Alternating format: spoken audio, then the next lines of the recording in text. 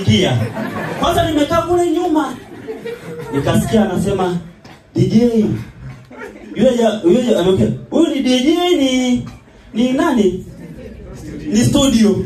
Nikasikia kuna roho imemwingia, mtu akasema, "DJ ongeza mdundiko." Yaani popote ulipo ushindwe, DJ ongeze mdundiko wapi? Hizo ni roho za shetani. My name is Joseph Fungasha. I come from Tanzania and always speak English. Don't know Swahili. Don't know where it's coming from. Swahili. Don't know. Most of time speak English. In class speak English. In eating, no. I eat English.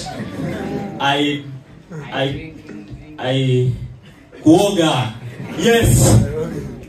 Hakuna watu wanaumiza kwenye maombi kama muda ule ambao mchungaji amesema ombea hitaji lako. Unachukua muda wewe mwenyewe kwenda kunani kumtafuta Bwana. Ukiwa umetulia, unataka kuomba kwa ajili ya kupata mchumba. Alafu kuna mtu anakuja, linakukumbatia.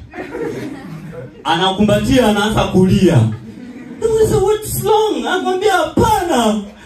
Tuombe kwa ajili ya amani ya nchi. Unamwambia no. Mimi siombei nchi. Nina jambo langu huku. Away. Move away. Oh no. What can I talk in English?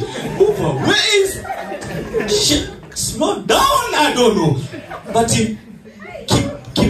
keep in mind. Na sijui kuna misemo mingine natoka wapi. Ndio nilikuwa najiuliza. Mtu anaomba, anasema asante Baba kwa magharibi ya leo. Asante kwa kusini mashariki. Hivi inatoka wapi huko kusini mashariki? Umejiuliza inatoka wapi kusini mashariki? Kwamba asante Baba kwa kusini mashariki. Mwingine akasema asante Baba kwa kaskazini kusini. Asante kwa magharibi ya leo. Unajiuliza hii magharibi ya leo imetoka wapi?